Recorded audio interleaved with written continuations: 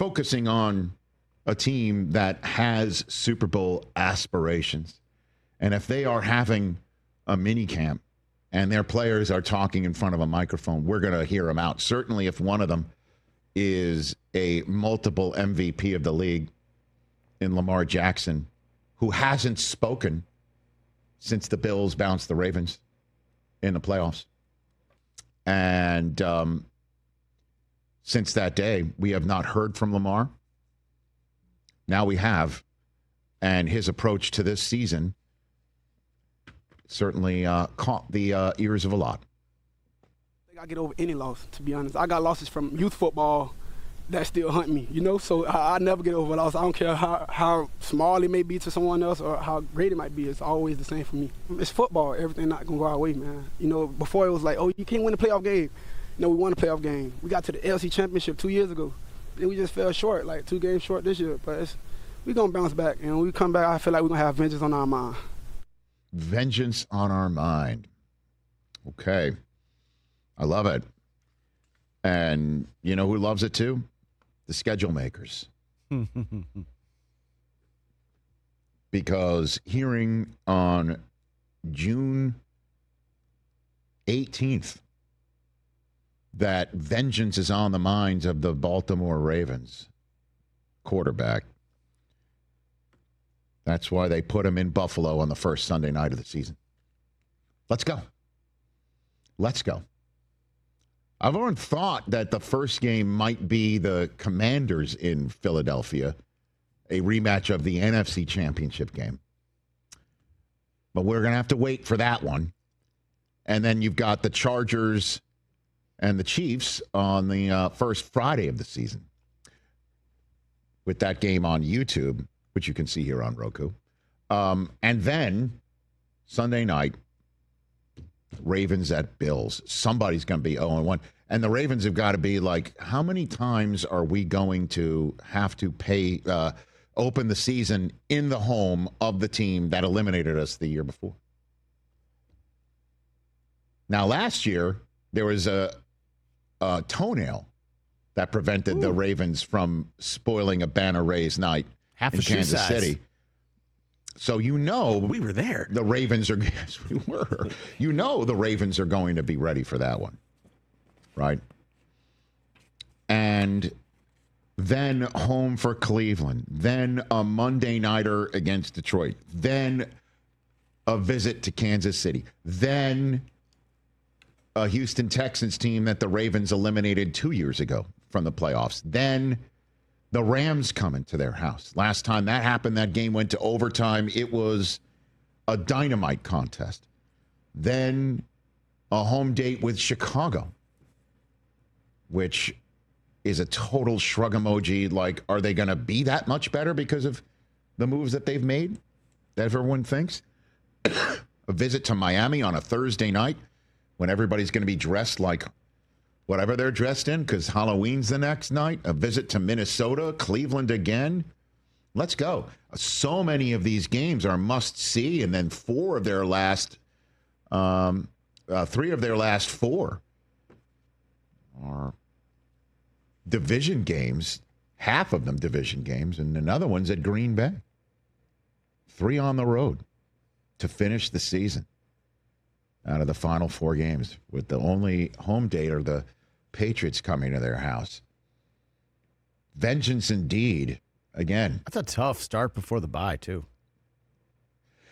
Well, this is what's going to happen if they're taking on, obviously, the rest of their division and the NFC North as well. And, the Ravens are also taking on, as you could see, the AFC East. So there's lots of vengeance on the mind, I am sure. And, of course, the first night, it's only going to be talked about on that first night. These are the 2 last most valuable players of the league who keep hitting their heads on the ceiling in Kansas City or against Kansas City. That's it. Every single time we talk about Lamar Jackson, he even talked about it. He's heard it, right? He's basically just said right there. They said we couldn't win a playoff game. Then we did. Then we made the AFC Championship game. And they've got a really good team again.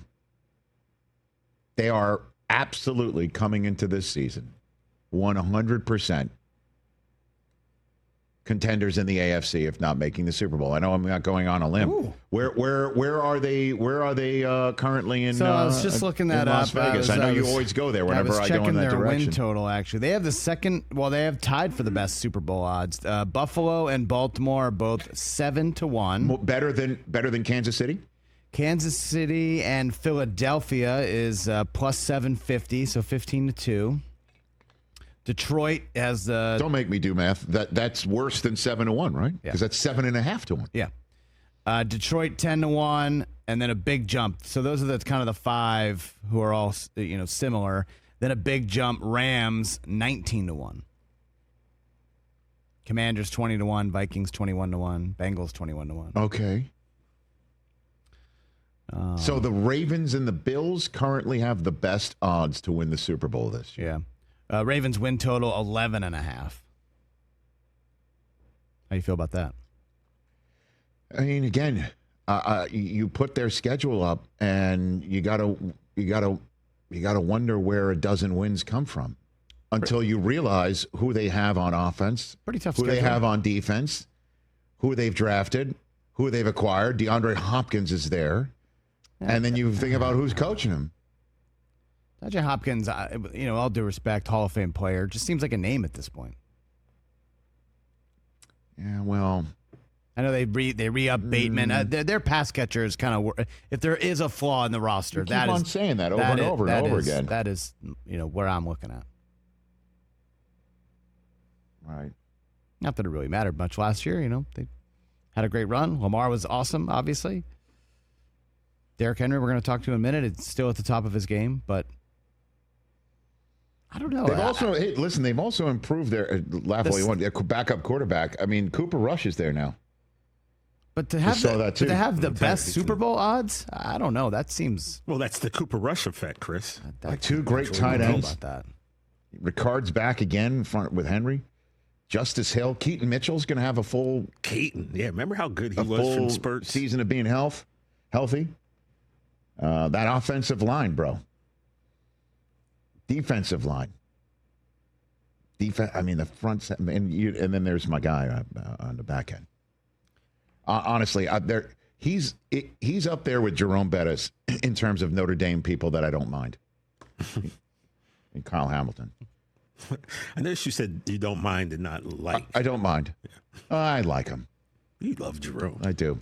Catch the Rich Eisen Show live weekdays from 12 to 3 p.m. Eastern on Roku Sports Channel in the U.S.